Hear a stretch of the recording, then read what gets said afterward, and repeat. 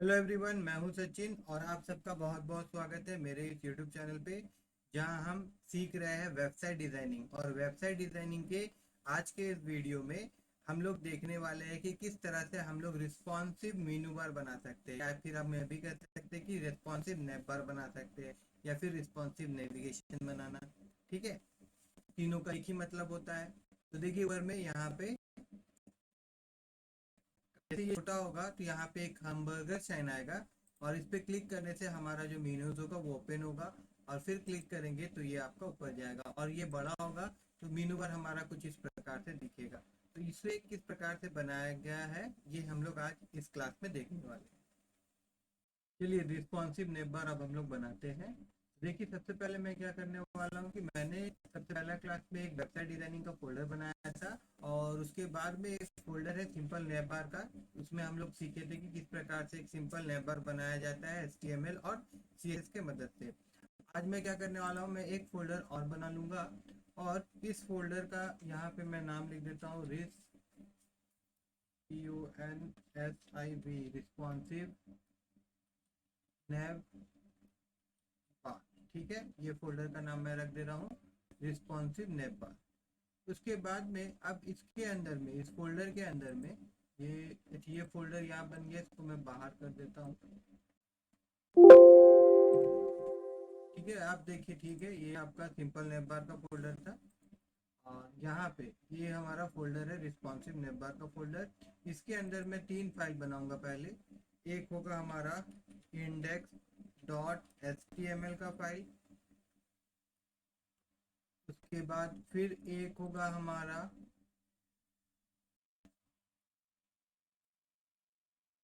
देखिए, और एक फाइल हम लोग बनाएंगे, और ये फाइल का नाम होगा style dot C S S. मतलब एक हमारा HTML का फाइल बना, एक हमारा CSS का फाइल बना, फिर एक फाइल हम लोग और बनाएंगे, और ये हमारा JS का फाइल होगा, दैट मीन जावा स्क्रिप्ट का फाइल होगा। इसका नाम मैं दे देता हूँ स्क्रिप्ट डॉट जेएस। ठीक है, तो इस प्रकार से देखिए, जो रिस्पॉन्सिव नेवर वाला फोल्डर था उसमें मैंने तीन फाइल बनाया है। एक HTML का फाइल, एक CSS का फाइल, और एक आपका JS का फाइल, दैट मीन जावास्क्रिप्ट का फाइल। अब सबसे पहले हम लोग HTML में कोडिंग कर लेते हैं। ठीक है, HTML का जो पार्ट है उसको हम लोग कंप्लीट कर लेंगे, मगर कंप्लीट करने से पहले इन दोनों फाइल को इसमें हम लोग लिंक करना देख लेते हैं फर्स्ट ऑफ ऑल। ठीक है, सबसे पहले तो मैं यहाँ पे HTML लिखूंगा, और HTML लिखने के बाद में मैं सेमी कॉलन और यहाँ पे 5 लिखता हूँ, और उसके बाद अगर मैं टैब दबाता हूँ तो ये मेरा विजुअल कोड एडिटर का कमाल है, जिसमें बाकी जो बेसिक स्ट्रक्चर होता है HTML का वो अपने आप आ जाता है। ठीक है ना। अब उसके बाद यहाँ थोड़ा सा छोटा कर लेते हैं। हाँ, अब यहाँ पे देखिए, सबसे पहले जो अब ये हमारा style dot C S S file है, इसको लिंक कर लेते हैं। तो ये और एक करते, यहाँ छुप रहा है तो एक काम करते, यहाँ जाते हैं और वर्ड रेप कर लेते हैं ताकि ये आपको दिखाई दे पूरा। ओके, अब यहाँ मैं जा रहा हूँ, इसका काम तो नहीं है, थोड़ा देर के लिए हम लोग बंद कर दें। और यहाँ जाने के बाद में अब हम लोग क्या करेंगे, CSS का लिंक कर लेते हैं। तो CSS का लिंक करने के लिए अगर मैं यहाँ पे लिंक लिख के फिर यहाँ पे CSS लिखूँ तो ये मेरा पूरा का पूरा लाइन आ जाता है। ठीक है, और ऐसे भी CSS का अगर आपको लिंक करना होता है तो क्या लिखना होता है, link REL equal to style C, फिर एच रेफरेंस इक्वल टू जो फाइल का नाम होता है वो आप लोगों को लिखना होता है। मेरा फाइल का नाम style dot C S S था, तो मैंने यहाँ पे style dot C S S लिखा। उसी प्रकार से नीचे में, मतलब बॉडी बंद करने से पहले मैं यहाँ पे स्क्रिप्ट जो है, जो जावा स्क्रिप्ट का जो है, जावा फाइल जो है, सॉरी, जावा स्क्रिप्ट का जो फाइल है उसको भी हम लोग यहाँ लिंकअप कर लेंगे। यहाँ पे हम लोग जाते हैं, और यहाँ पे उस फाइल का नाम हम लोग लिख लेते हैं। उसके लिए क्या लिखना पड़ता है, स्क्रिप्ट SRC, और इन्वर्टेड कोमा के अंदर में हम लोग यहाँ पे लिख लेते हैं जावा, सॉरी जावा नहीं, क्या नाम लिए थे हम लोग फाइल का, SCRIPT स्क्रिप्ट डॉट JS। ठीक है, हो गया। अब चेक कर लेते हैं कि भाई ये दोनों फाइल लिंक हुआ है कि नहीं। तो चेक कैसे करेंगे, तो सबसे पहले तो इसको मैं ओपन कर लेता हूँ।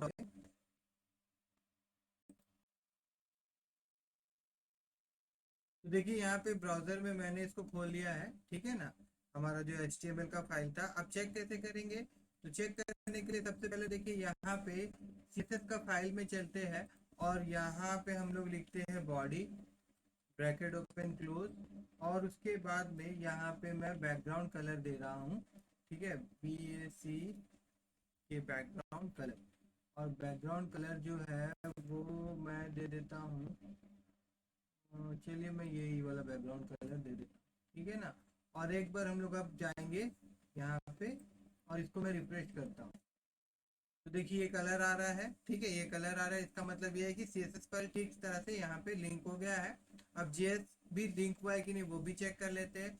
तो उसके लिए फिर यहाँ जाएंगे हम लोग और यहाँ script.js में जाते हैं और यहाँ पे सिंपल मैं लिखता हूँ document dot right bracket open close, और इसके अंदर में मैं लिख देता हूँ वर्किंग, देन यहाँ पे मैं इसको बंद कर देता हूँ। ये सिंपल हम लोग देख रहे हैं कि जो अटैचमेंट है वो प्रॉपर वे में हुआ है कि नहीं। और इसको रिफ्रेश करते हैं तो देखिए यहाँ पे वर्किंग शो हो रहा है, इसका मतलब JS फाइल भी हमारा ठीक तरह से लिंक हो गया है, ठीक है। तो अब हम लोग क्या करते हैं, वापस से मैं JS में जाता हूँ और यहाँ से इसको मैं हटा देता हूँ क्योंकि सिर्फ हम लोग यहाँ पे क्या कर रहे थे, चेक कर रहे थे, ठीक है। अब हम लोग वापस आ जाते हैं HTML में। सबसे पहले हम लोग HTML का कोड लिख लेते हैं। HTML में जो जो चीज़ हम लोगों को दरकार है उसको हम लोग पहले कंप्लीट कर लेते हैं, ठीक है। तो चलिए एक चीज़ और करना होगा हम लोगों को, देखिए एक हमबर्गर का जो साइन है ना वो चाहिए हम लोगों को। तो उसके लिए क्या करना होगा कि हम लोगों को यहाँ जाना होगा, नेट में जाना होगा। यहाँ जाने के बाद में यहाँ पे हम लोग को CDN.js वाला लिंक में जाना होगा। CDN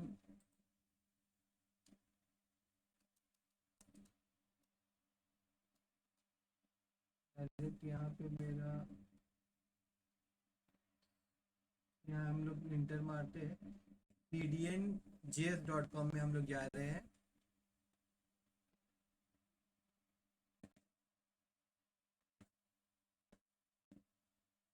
और cdn.js में जाने के बाद में यहाँ पे हम लोग को क्या करना है कि यहाँ पे सर्च जो रहेगा यहाँ पे आप FONT फंट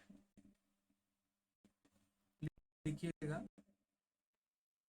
तो देखिए यहाँ पे फंट आया, ठीक है। तो ये जो फंट ऑसम आ रहा है यहाँ पे, तो हम लोग क्लिक करते हैं।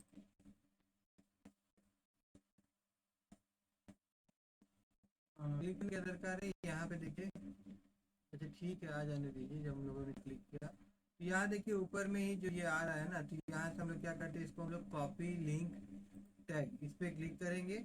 और क्लिक करने के बाद में वापस हम लोग अपना HTML वाला फाइल में आएंगे और यहाँ पे हम लोग क्या करने वाले हैं, यहाँ पे CSS के नीचे में इसको हम लोग यहाँ पेस्ट कर देंगे क्योंकि जो हमबर्गर का जो साइन है वो हम लोगों को यहाँ से ही मिलेगा, ठीक है ना। उसके बाद अब हम लोग आ जाते हैं बॉडी में और हमारा जो भी कोड रहेगा उसको हम लोग स्टार्ट करते हैं। तो यहाँ पे हम लोग सबसे पहले क्या करते हैं कि एक नैव टैग लेते हैं हम लोग, और इस नैव टैग में हम लोग एक क्लास बनाने वाले हैं NAV नैव नाम का। और उसके अंदर में यहाँ पे क्लास का भी जरूरत होगा तब हम लोग बनाएंगे, इसको फिलहाल हटा देते हैं। खाली हम लोग अभी क्या ले लेते हैं, हम लोग नैव ले लेते हैं एक, ठीक है ना। और उसके बाद में फिर यहाँ पे हम लोगों को चाहिए एंकर टैग। यहाँ पे हम लोग एंकर टैग ले लेते हैं एंकर, और उसके बाद मैं लिंक लिखता हूँ और यहाँ फिलहाल यहाँ पे इसको मैं रखता हूँ हैच। और यहाँ पे ये होगा हमारा होम के लिए, यहाँ मैं लिख देता हूँ होम। और उसके बाद इसको हम लोग कर देते हैं कॉपी, और देन हम लोग दूसरा, तीसरा, चौथा और ये रहा पांचवा, पांच तो लिए हम लोग। एक ये वाला जो रहेगा एंकर टैग ये हम लोग ले लेते हैं COURSE कोर्स के लिए।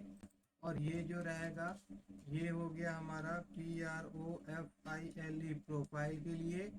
और उसके बाद में ये जो रहेगा ये हो जाएगा हमारा कोर्स, ये कॉन्टेक्ट के लिए CONTACT कॉन्टेक्ट के लिए। और उसके बाद में ये जो लास्ट वाला है, यहाँ पे देखिए हम लोग क्या करेंगे कि इससे ये हम बर्गर का साइन के लिए लिए हैं। तो यहाँ पे हम लोगों को क्या करना होगा, यहाँ पे हम लोगों को लिखना होगा जावा स्क्रिप्ट, मतलब जब क्लिक करेंगे तो ये कोई पेज में हम लोगों को ना ले जाए, है ना। तो इसका जो ओरिजिनल बिहेवियर है उसको हम लोग खत्म कर दे रहे हैं, ठीक है। जावा स्क्रिप्ट हम लोग लिख रहे हैं, जावा स्क्रिप्ट, और उसके बाद में इश2 हम लोग यहाँ पे लिख देते हैं void, और उसके बाद ब्रैकेट ओपन क्लोज, और यहाँ पे हम लोग कर देंगे 0, ठीक है। तो अब ये बटन के समान काम करेगा। और यहाँ पे इसका एक क्लास हम लोग देने वाले हैं, क्लास इक्वल टू आइकन, मतलब ये एंकर टैग का एक हम लोग क्लास नेम दिए हैं, इसका क्लास नेम क्या है, एंकर। और उसके बाद में यहाँ पे होम का जगह में क्या होगा, अब जो हम लोग वहां से लिंक लाए थे ना ऊपर में, देखिए फंट ऑसम वाला, ये जो फंट ऑसम जो था, इसके कारण एक सिंबल मिलेगा हम बर्गर का। यहाँ पे इसके लिए मैं यहाँ पे आई टैग यूज कर रहा हूँ, और आई टैग के अंदर में यहाँ क्या करना होगा, हम लोगों को एक क्लास लिखना होगा सिंपल। ये क्लास जो होता है ये यहाँ से मिल रहा है हम लोगों को, फंट ऑसम से मिल रहा है, ठीक है ना। तो यहाँ पे सिंपल क्या कर देना होगा, यहाँ पे हम लोग को लिखना होगा फा फा, और फिर यहाँ पे BARS, ठीक है। अब देखिए अगर मैं आपको यहाँ ले जाऊं, यहाँ वापस हमारे पेज में, और यहाँ मैं अगर इसको रिफ्रेश करूं, तो देखिए यहाँ पे आपका होम, कोर्स, प्रोफाइल, कांटेक्ट, और साथ ही साथ ये क्या मिल रहा है हम लोगों को, हमबर्गर साइन मिल रहा है। और ये हमबर्गर साइन हम लोगों को फॉन्ट ऑसम से मिल रहा है, ओके। अब हम लोग कहाँ जाएंगे, अब हम लोग CSS वाला पार्ट में चलते हैं। दैट मीन्स अब हम स्टाइल डॉट CSS वाला पार्ट में जाएंगे, और अब हम थोड़ा सा इसको स्टाइलिश बनाएंगे, ठीक है ना। तो चलते हैं।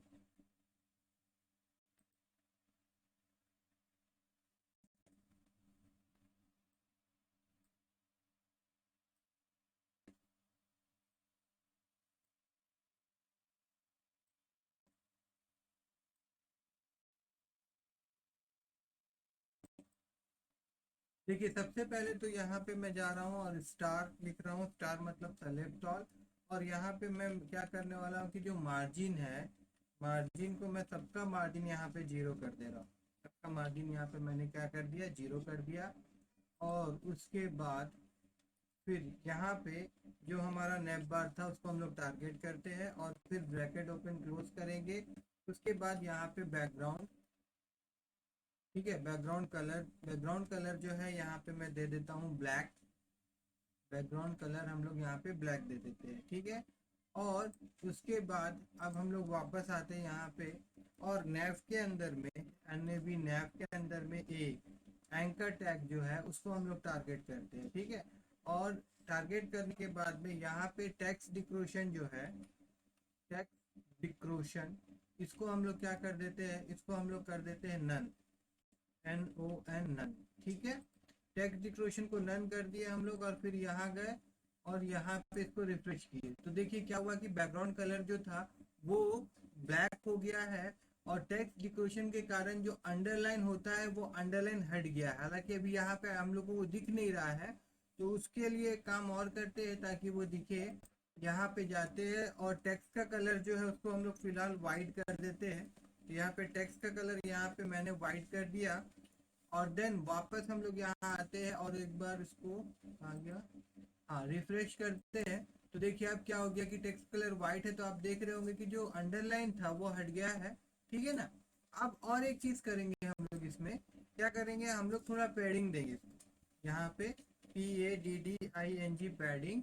और पैडिंग यहाँ पे मैं देने वाला हूँ 14 पिक्सल, और उसके बाद में 17 पिक्सल। मगर ये पैडिंग इस पे अप्लाई, यहाँ पे हम लोग को ऐसा प्रतीत होगा कि ये अप्लाई नहीं हुआ, देखिए ये अप्लाई नहीं हुआ लग रहा है ना, लेकिन ये अप्लाई हुआ है। कैसे, अगर मैं आपको एक चीज दिखाऊं, मान लीजिए कि इसका अगर हम लोग बैकग्राउंड कलर देते हैं, अगर मैं यहाँ पे लिखता हूँ बैकग्राउंड, और बैकग्राउंड कलर, और उसके बाद में यहाँ पे लिख देता हूँ रेड, ठीक है। तो इसका बैकग्राउंड कलर यहाँ पे मैंने रेड दिया, और इसको मैं रिफ्रेश करता हूँ, तो देखिए अभी आपको दिख रहा होगा कि ये तो जो हमारा जो नैप बार था वो उससे ये बाहर आ जा रहा है ना, नेप बार वैसा का वैसा ही दिख रहा है, ये वाला चीज बाहर आ जा रहा है।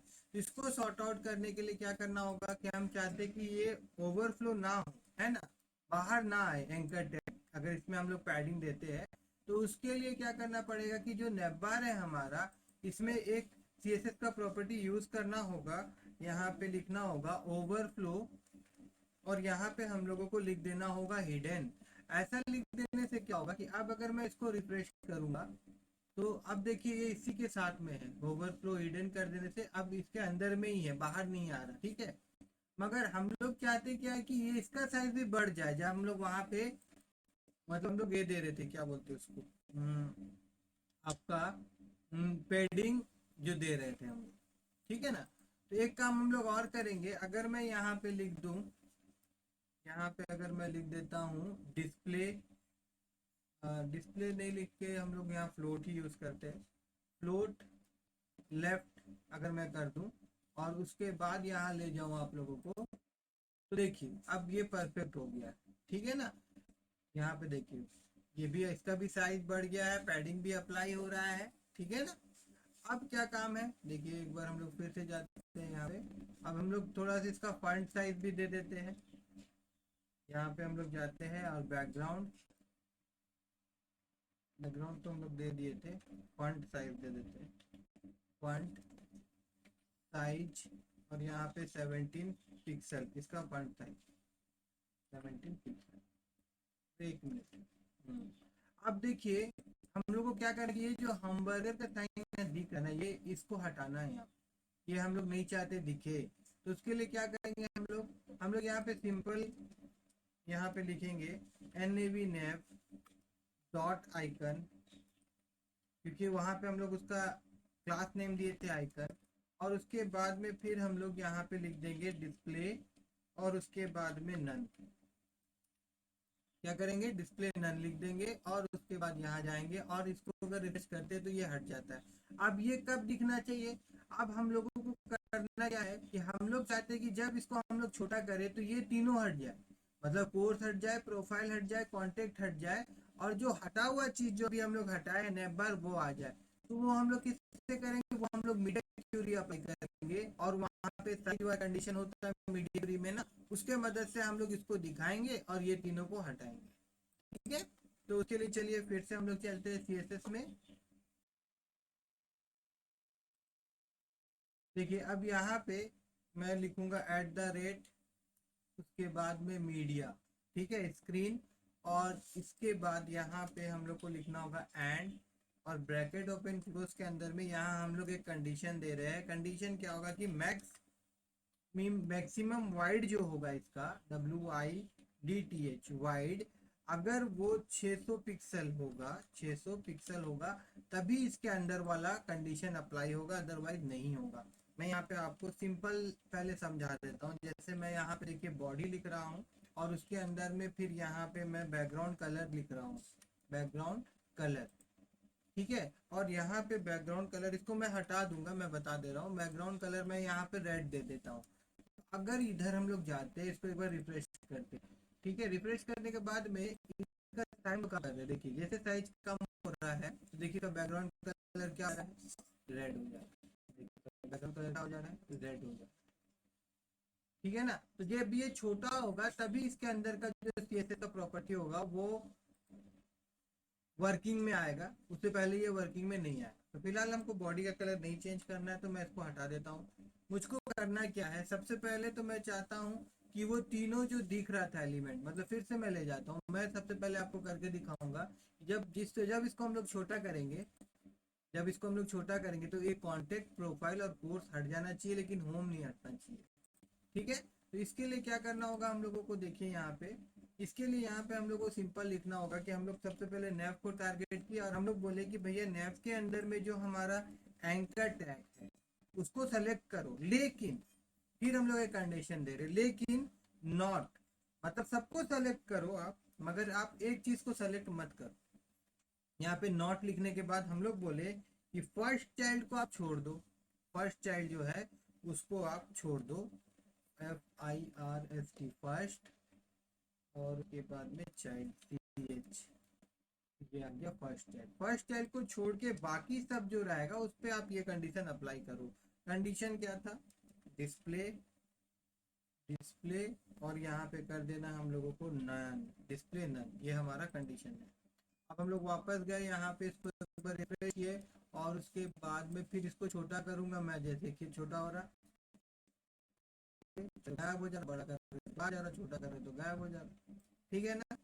उसके बाद अब हम लोग क्या चाहते हैं कि जो हमारा हमबर्गर वाला आइकन था वो आ जाए, ठीक है। तो उसके लिए क्या करेंगे हम लोग, देखिए अब उसके लिए हम लोग यहाँ पे लिखेंगे, हम लोग बोले nav और उसके बाद a डॉट आइकन, ठीक है।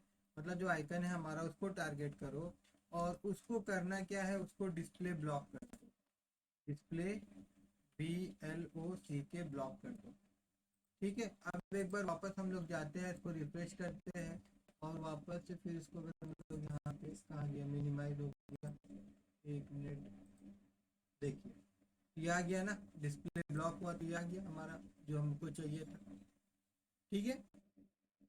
उसके बाद में अब हम लोग क्या चाहते हैं, यहाँ तक तो हम लोग का हो गया है, ठीक है। उसके बाद हम लोग क्या चाहते हैं कि उस पर क्लिक करेंगे हम लोग तो जो हमारा वो है वो आना चाहिए। तो उसके लिए हम लोग को जाना होगा जावा स्क्रिप्ट में, और जावा स्क्रिप्ट में जाने के बाद अब हम लोग एक फंक्शन बनाएंगे, ठीक है। जावा स्क्रिप्ट में जाने के बाद में एक हम लोगों को बनाना होगा फंक्शन।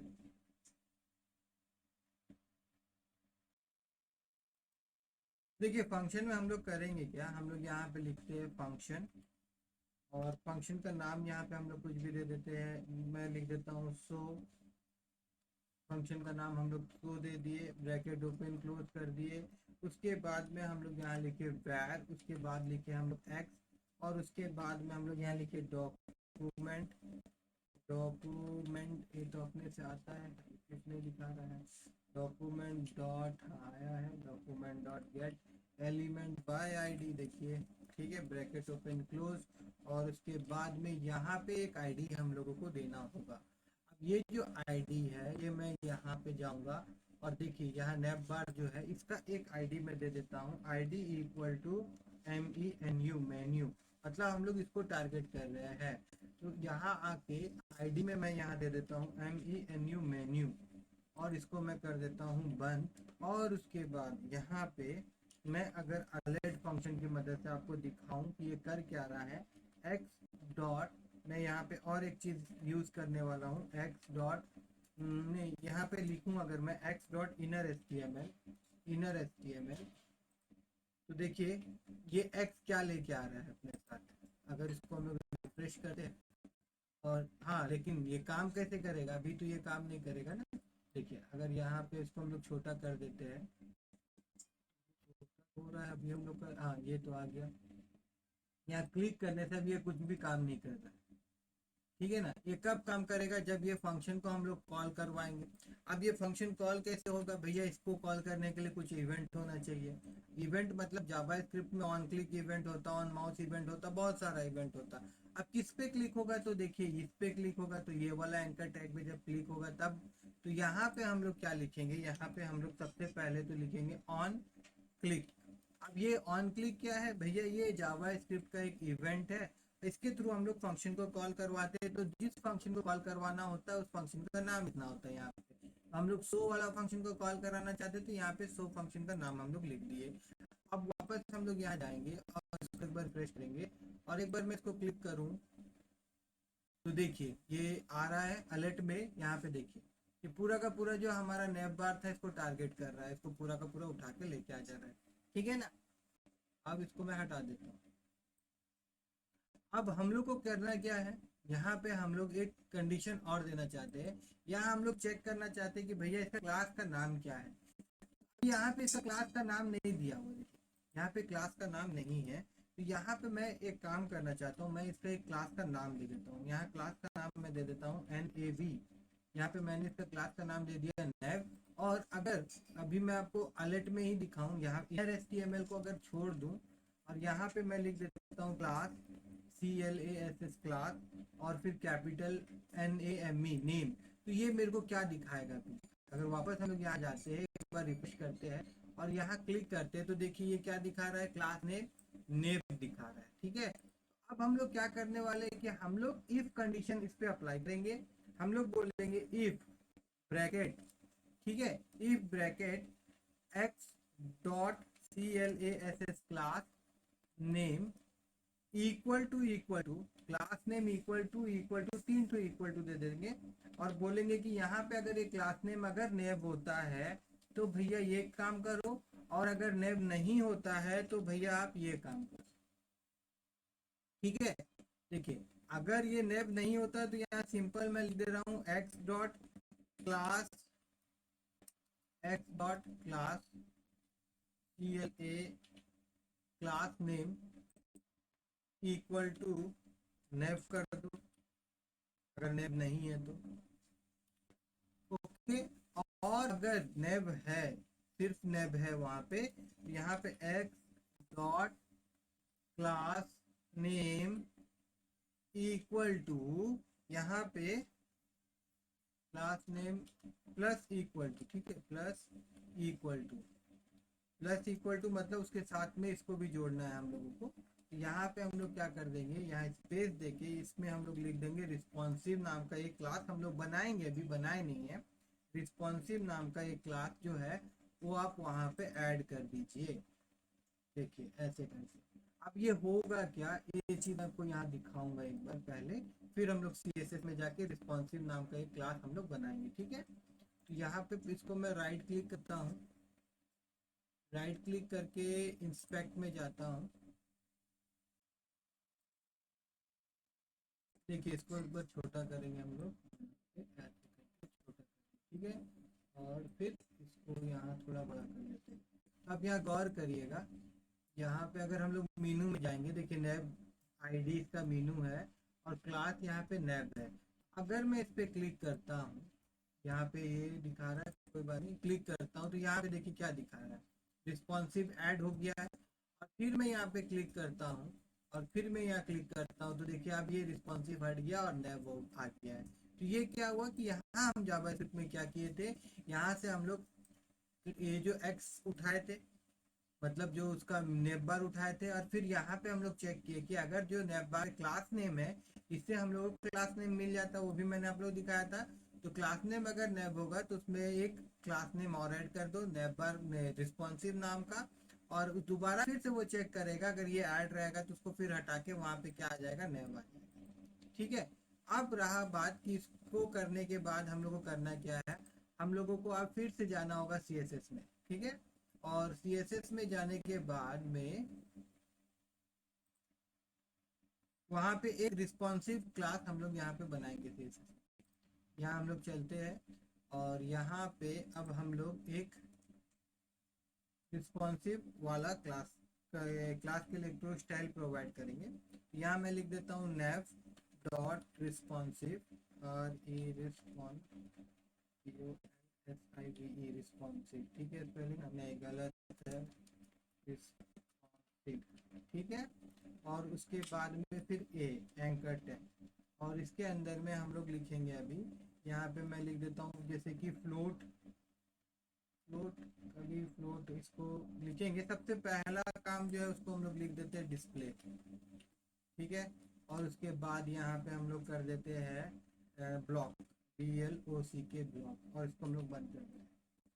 ठीक है, ऐसा करने से क्या होता है एक बार हम लोग देख लेते हैं। तो एक बार हम लोग जाते हैं यहाँ और इसको एक बार रिफ्रेश कर देते हैं, और रिफ्रेश करने के बाद में फिर मैं इसको ओपन कर लेता हूँ। यहाँ पे देखिए अभी रिस्पॉन्सिव वाला क्लास नहीं है, यहाँ मैं क्लिक कर रहा हूँ तो ये आ तो रहा है, मगर यहाँ पे कुछ फर्क नहीं पड़ रहा है, यहाँ पे कोई भी फर्क नहीं पड़ रहा है। एक बार देखते हैं हम लोग, नैब रिस्पॉन्सिव RESPONSIVE, यहाँ पे जो हम लोग लिखे थे रिस्पॉन्सिव RE, देखिए ये गलत है ना, रिस्पॉन्सिव का स्पेलिंग ठीक होना चाहिए RESPONSIV। ठीक है, अभी ठीक है। नेव डॉट नहीं लिख के भी अगर इसको हम लोग आगे करते हैं, में भी क्या दिक्कत है। और एक बार इसको रिफ्रेश करते हैं और फिर यहाँ पे हम लोग चलते हैं, सॉरी यहाँ नहीं, यहाँ पे, और देन फिर यहाँ पे एक बार हम लोग क्लिक करते हैं तो देखिए आ जा रहा है, आ तो जा रहा है, मगर ये अब सीधा सीधा आ रहा है, मगर हम लोगों को ऐसे सीधा सीधा इसको नहीं लाना है ना, इस तरह से हम लोगों को इसको डिस्प्ले नहीं करना है। तो हम लोग क्या करेंगे, यहाँ पे कुछ प्रॉपर्टी और अप्लाई करेंगे। यहाँ पे मैं लिखता हूँ फ्लोट, FLOAT, फ्लोट। और ये जो फ्लोट लेफ्ट है ना, इसको हम लोग यहाँ कर देंगे नन। अब फ्लोट नन करने से अब क्या होगा, चलिए इसको भी हम लोग देख लेते हैं। यहाँ चलते हैं हम लोग, इसको एक बार रिफ्रेश करते हैं, और रिफ्रेश करने के बाद में फिर यहाँ पे हम लोग क्लिक करते हैं। तो देखिए अब क्या हुआ, यहाँ पे आ रहा है, मगर एक प्रॉब्लम और हो रहा है। जो हमारा हैमबर्गर का साइन है वो वाला यहाँ कोना में चाहिए, ये वो तो नीचे आ जा रहा है इसके साथ। तो उसके लिए फिर से हम लोगों को यहाँ पे CSS में कुछ प्रॉपर्टी ऐड करना होगा। तो किस पे करना होगा भाई, आइकन में ऐड करना होगा। तो यहाँ पे जहाँ पे हम लोग इसको ब्लॉक किए थे, यहाँ पे हम लोग जाते हैं। यहाँ जाने के बाद में हम लोग यहाँ पे लिख देते हैं फ्लोट, FLOAT, फ्लोट। और यहाँ पे मैं लिख देता हूँ फ्लोट राइट, RIGST, राइट। ठीक है, फ्लोट राइट दे दिए एक हम लोग। और इसका पोजीशन जो रहेगा, पोजीशन, उसको हम लोग कर देंगे एब्सोल्यूट। ठीक है, और साथ ही साथ इसको अगर हम लोग एब्सोल्यूट कर रहे हैं, तो जो हमारा नेवबार का जो प्रॉपर्टी है, नेवबार, इसको हम लोग क्या कर देंगे, इसका पोजीशन हम लोगों को रिलेटिव रखना होगा। ठीक है, इसका पोजीशन रिलेटिव, और इसके अंदर में ये है, इसीलिए इसका हम लोग पोजीशन रख दिए एब्सोल्यूट। और उसके बाद में राइट जो रहेगा, RIGST, राइट, वो हम लोग कर देंगे 0। और उसके बाद फिर जो टॉप रहेगा वो भी हम लोग कर देंगे 0। ठीक है, अब ये करने के बाद वापस हम लोग आएंगे, और अगर इसको हम लोग रिफ्रेश करेंगे तो देखिए अब ये बिल्कुल सही तरीका से दिख रहा है। और इसको क्लिक करने से देखिए यहाँ पे ओपन हो। ठीक है, अब और थोड़ा थोड़ा काम हम लोग का बचा हुआ है, उसको भी हम लोग पूरा कर लेते हैं। जैसे कि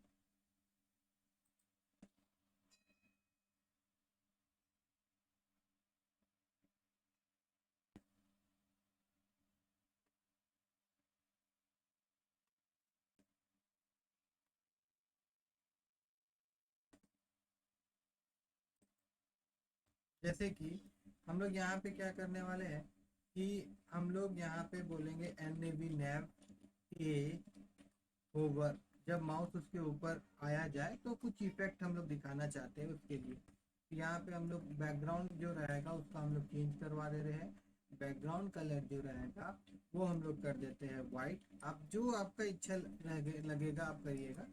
और उसके बाद में यहाँ पे हम लोग लिख देते हैं कलर, और इज टू रेड, यहाँ पे ये हो जाएगा आपका रेड। ठीक है, और साथ ही साथ यहाँ पे मैं एक क्लास और बनाना चाहता हूँ, nav डॉट ACTIV, एक्टिव, और फिर ब्रैकेट ओपन क्लोज।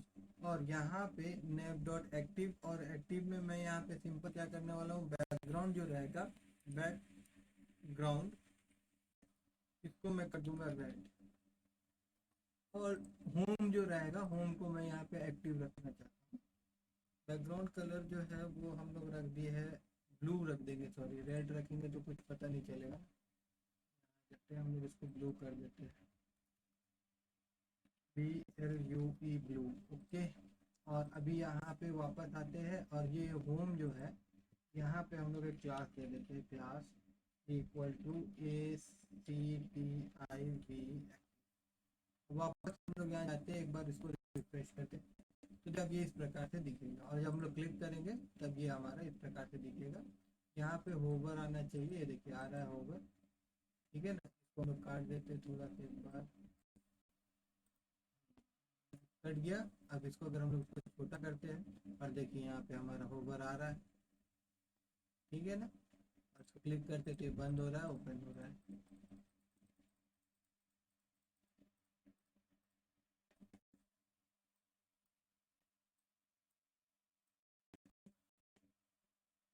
ठीक है, तो अगर आप लोगों को मेरी आज का क्लास अच्छा लगा होगा तो मेरे इस वीडियो को लाइक करिएगा, मेरे चैनल को सब्सक्राइब करिएगा, और हो सके तो इस वीडियो को अपने फ्रेंड के साथ भी शेयर करना मत भूलिए।